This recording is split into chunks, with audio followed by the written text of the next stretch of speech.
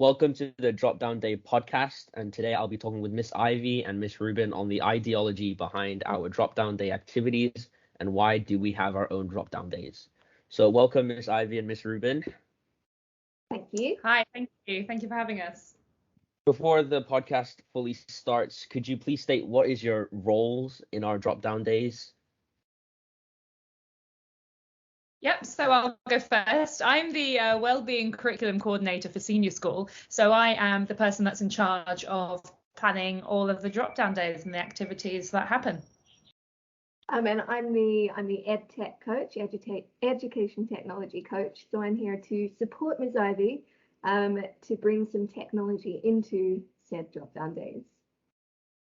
Okay, thank you so much. Now, Miss Ivy, from your point of view, what is the ideology behind our Dropdown Days?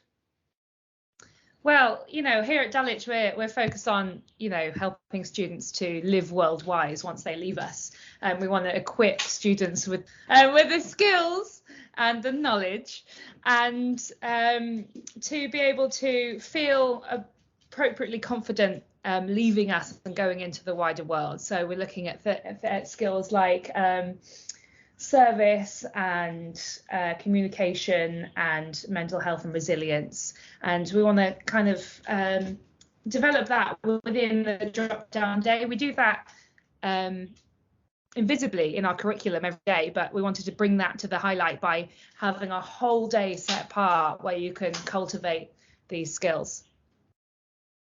And I'm pretty sure that answered my second question through the process. What process do you go through to plan these activities? So a good example I could give us is our first drop down day of the year with the baby beanie making. Yes. Quick example. What was the reasoning behind us making baby beanie hats?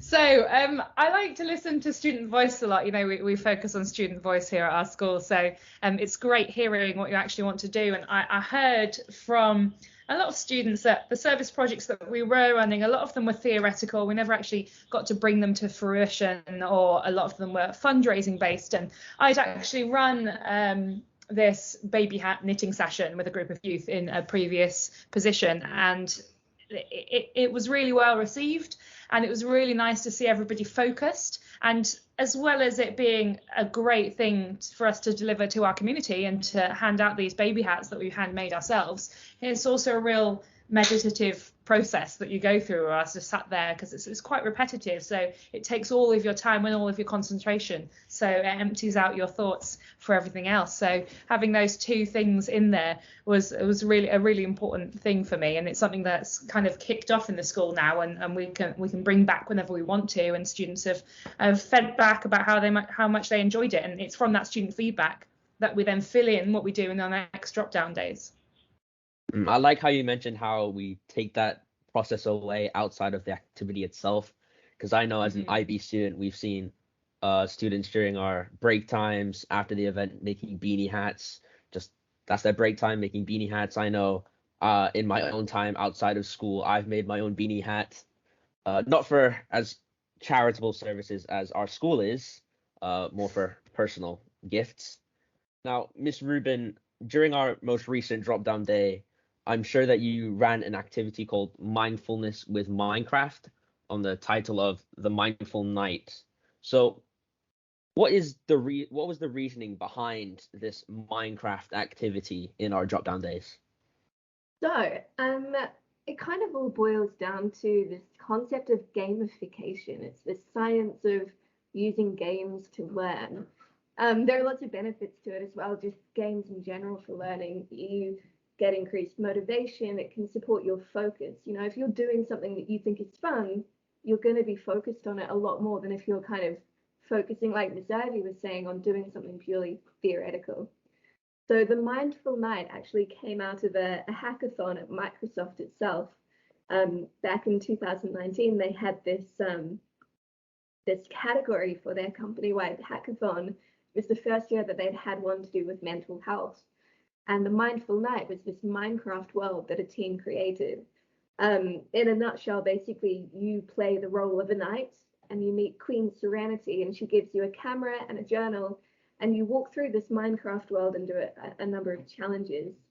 I did it myself to start off with. I was having a bit of a day, as you do, and I came across this mindfulness activity on Minecraft, and I spent a good half hour in the makerspace, just chilling on Minecraft and going through trial number 1, which was getting you to focus on your breathing, and then trial number 2, where you're at the bottom of a pond and you focus on what you can see and what you would be able to touch. Trial 3, which was the emotional plane. So you're on a roller coaster and the weather changes and it gets stormy, and you go through different biomes, and you kind of have to take pictures and consider how you're feeling as things change. And then number 4, which in theory you're in the dragon's lair and you're supposed to create something that makes the dragon happy, but you can't succeed. And it shows you that, no matter what, sometimes you don't win, and you have to consider your feelings there as well. So considering that, and then how to bring technology into our drop-down days, I had a good talk with Miss Ivy about bringing this in to a recent drop-down day. Just this idea that we can get students to consider mindfulness, consider their emotions, but away from how it might typically be taught, which could be as simple as talking through the theory behind it. You in the real world, you can't just jump into a pond and count the number of fish that you see to get your mindfulness working. So it kind of gave us this unique opportunity to have students experience something that they wouldn't otherwise experience. That's a great point that you bring up. And personally, what I thought initially with Minecraft, mindfulness with Minecraft was not as deep as you've just explained. And I think that's a very big misconception that we have a lot, especially with education and technology, especially with video games. And I like how we're deciding to use these video games for an educational purpose. That's not just, we're going to call it mindfulness, but you can just mess about with your friends and just have fun for an hour. And it's actually a meaningful time spent. And I love how we're breaking the bias on video games and technology and education all together through these drop-down days. Yeah, for sure. I mean, that's a huge thing that I'm trying to push across the school, even with something as simple as Minecraft. You'll see it used in the primary school as well at the moment, and a little bit in seniors. This idea that actually games in and of themselves are neither good nor bad. It's what you do with them. And actually, you can use games to really augment your learning. It's not just replacing what you're doing. And like you say, it's not just having fun and messing about. If you get people engaged, and if you let students know the purpose, it really can give you a much more well-rounded experience than just purely theoretical. The good point about what you've just said is it very much links to what Miss Ivy said previously about understanding our students and listening to our students, and what actually engages us and what interests us to plan out these activities. So, Miss Rubin, how do you think that in later drop-down days, maybe apart from sitting down on a screen, perhaps, how do you think we could integrate technology into our drop-down days? And I know this is a very hard question off the bat, but just any generalized thing apart from, because we have technology, we have like our phones, it's all mobile. How could we get technology for educational purposes off of our computers? I mean, I think Miss Ivy has already started the ball rolling with something like that. I don't know if you want to share, Miss Ivy, about the Vibe room with the VR that we had in the last drop-down day, because I think, it's a really good example of, like you say, Curtis, not just sitting on a screen, but actually using technology. Again, I think using tech in things like drop-down days, it's not just using it for the sake of, but it's doing things you wouldn't be able to do without technology. I don't know if Miss Ivy, do you want to share what we did? Yeah, sure, no problem. So we had a session where we're focusing on our vulnerabilities and our fears and decatastrophizing these kind of things. and in that session, we're looking at expanding our mind and where we are. And originally with this session, it's supposed to be a meditative session where I sit there and I talk through an example of you're here on a mountain, or you're here on a hillside, or now you're in the desert. And students would sit and they'd listen to me, and they'd then think about how their problems seem in that situation. I thought, you know what? It's all right me talking to them for an hour, but they're pretty used to me doing that anyway. So how about they actually go there? What if they're actually able to go and see that situation and to look around and be there and think about their problem in that area? So we use the Google Cardboard headsets to have them in that virtual space. And they moved around the room to these different virtual spaces, and they are able to analyze how they felt in those different situations. Okay, so your problem of failing your end of year test in year 7, that's something that's really worrying you. Does it now worry you now you're at the top of the Eiffel Tower? Does it now worry you when you're in the middle of the Sahara Desert? You know, and having them able to visualize that instead of just listening and thinking about it was a really useful tool. In terms of getting technology away from our screens, you know, we can start thinking about that gamification process that Miss Rubin was talking about. And she's got the makerspace in junior school, which is a fantastic resource for us to be able to make things and build things, which is also technology as well, right? And problem solving through that way. So that's definitely something that we can explore in the future. I like how you mentioned the virtual spaces and how you're just talking, and it's good to hear it, but being in the space, it reminds me of the drama activity we did with IB and IGCSE students on Teams, and how through a VR we're actually able to experience the actual room. And one thing that I also thought of just off the top of my head when discussing using activities through VR, through my personal experiences and research, I've seen countless of opportunities with virtual reality. I've seen an example of virtual art. That's kind of my only example.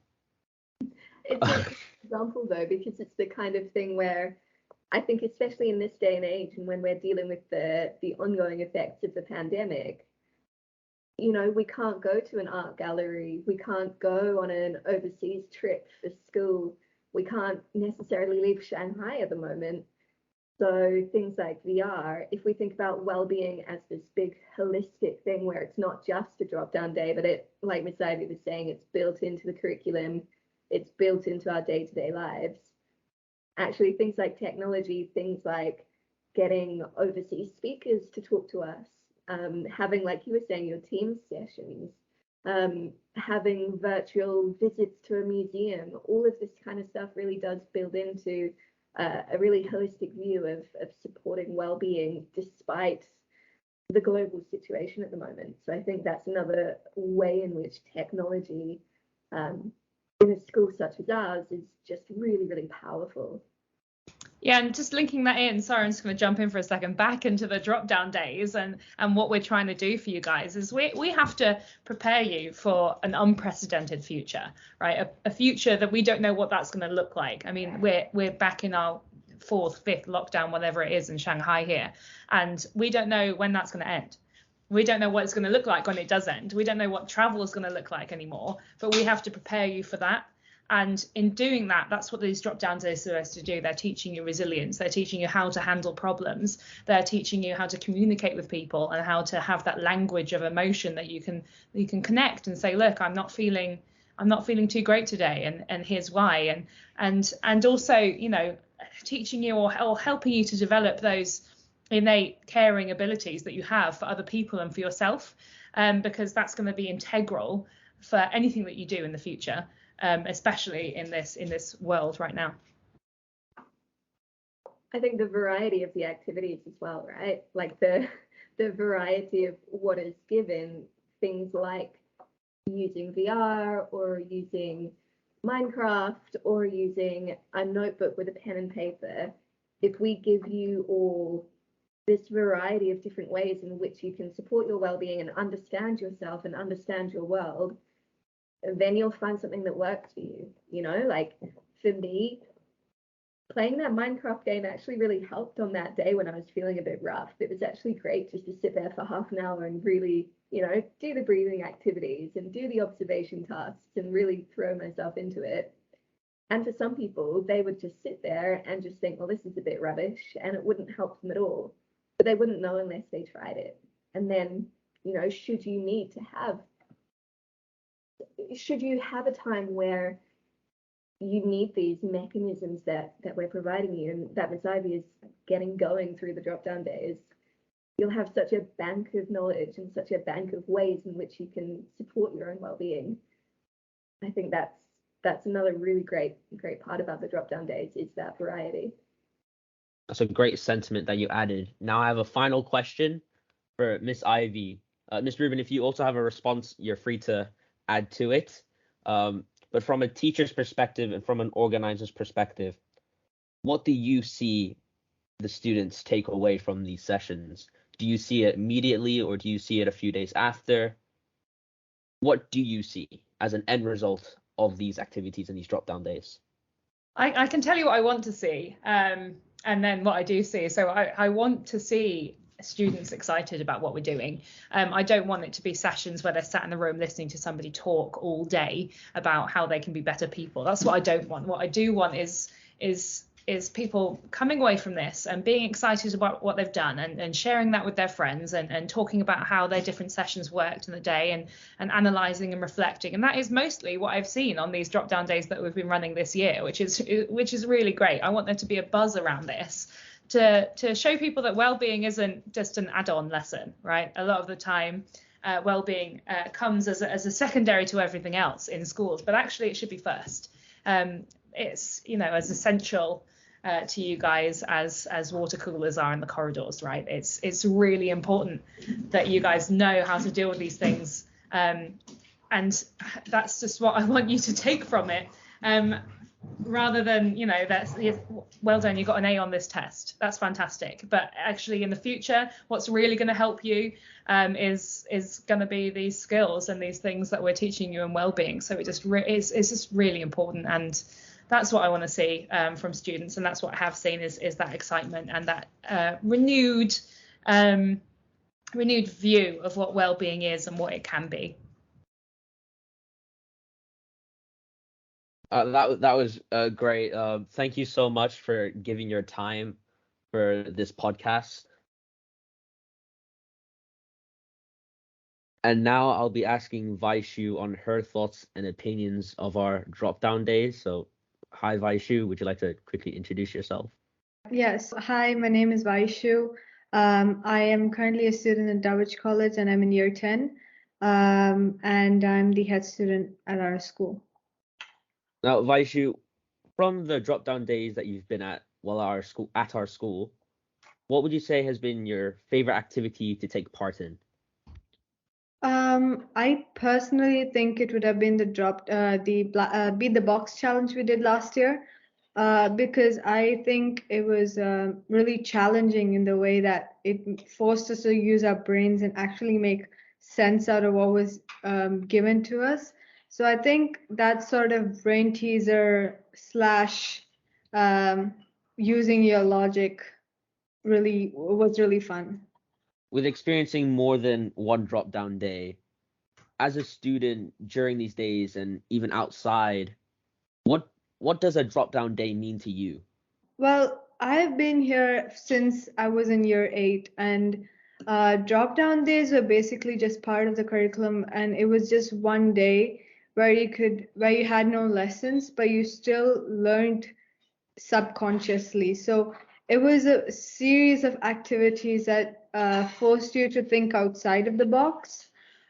So in that sense, I think drop-down days are just another way of learning, just indirectly.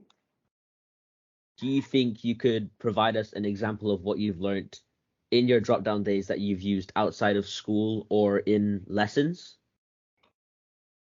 There was a lot of service we did last year for drop-down days. So for example, it was also part of our well-being lessons. So in that sense, we had a lot of service projects, like serving the the Wheelway Young School in Cambodia.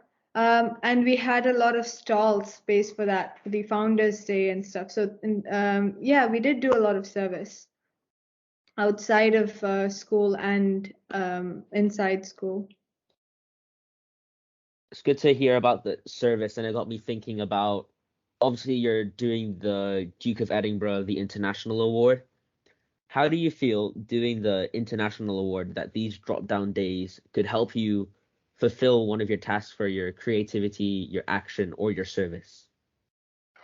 Well, personally, I'd never heard of the Duke of Edinburgh Award before I came to Dulwich. So knowing that there was a specific award thing that actually forced us spending time to spend time outside of school, honing your skills, paying more attention to your physical and mental well-being. I think that was really interesting. So service is a part of the Duke of Edinburgh. It's one of the key things you need to do to get the award. So my service is, well, head student, and I have a lot of help from Miss Neat. So in that sense, both of them go hand in hand. You're learning how to serve, and both outside of school, a poor community, that's Wheelway Young School. We're learning how to take care of it, and also taking care of your school duties, your head student duties. So I think those go really go well together. Okay, thank you so much, Vaishu. And that concludes our podcast regarding the drop-down days.